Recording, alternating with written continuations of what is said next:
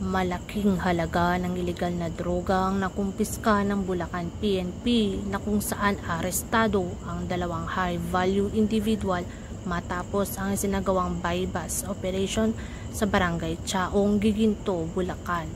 Kinilala ni Police Lieutenant Colonel Joey Louis Bilaro, Acting Chief of Police ng Giginto MPS, ang naarestong suspect na sina alias Michael, 45 anyos gulang, at alias Amang, 55 taong gulang, na parehong residente ng 121 Barangay Pulong Bayabas, San Miguel, Bulacan.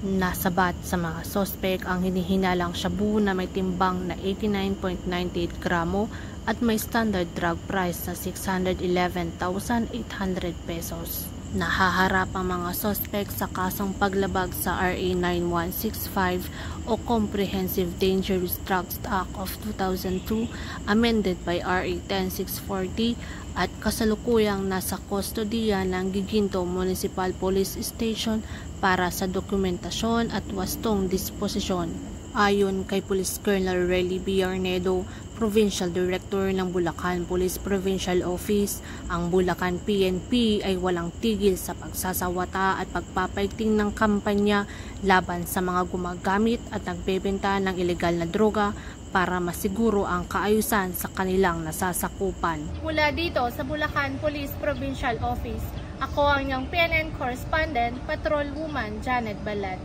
alagad ng batas, tagataguyod ng Balitang Pulis.